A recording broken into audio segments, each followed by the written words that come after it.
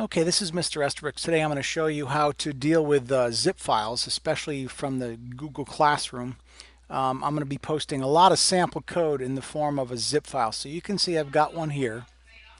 And if you click on it in Google Classroom, it'll open the zip file and show you the contents. So here we have the 1.1.3 branching and iteration, the sample program. SB2 means it's a Scratch file. But you can't click on the Scratch file from here because Google doesn't know what to do with it. So that's not what we want to do.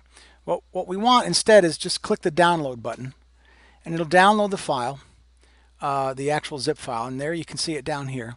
So from this point, if you click on that, the up arrow and say show in folder, now it'll take you to the location of where that file was downloaded on your hard drive. So here we can see it's in the downloads folder. Your computer may be configured to download it to your desktop or whatever, but that's why I do that show in folder, because that'll help you find it. Now that's only the first step. Do not double click on it.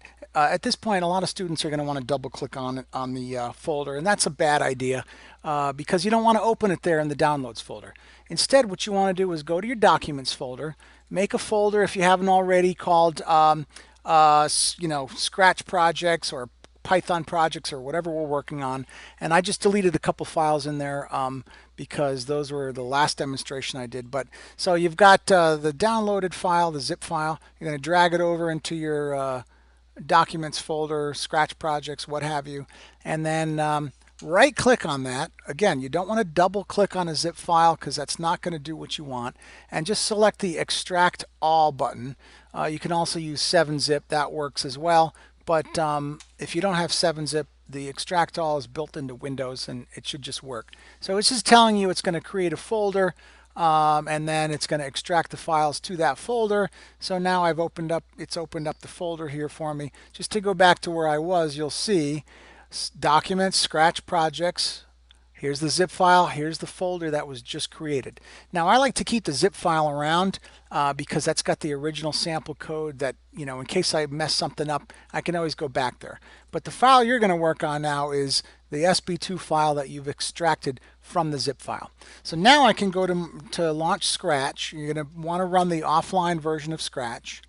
And then go to the File menu, Open, and navigate to that folder, Documents, Scratch Projects. There's the 1.1.3, and select that Scratch file, open it, and there you have it. So now we can start modifying the code, and as I asked you to do in class, you're going to modify the code so that when you hold the space bar down, it automatically wraps around and repeats from the left. You're going to modify the code so that it does the same thing going to the left. And that's the assignment for 1.1.3. That's the first step in the assignment. And it's all about this block of code right here, and specifically this block of code right there. You're going to need to modify that and drop it into the else block right in there. But that's all the hint I'm going to give you. So hopefully that helps you working with zip files because we're going to be doing it all year long. This is Mr. Estabrooks.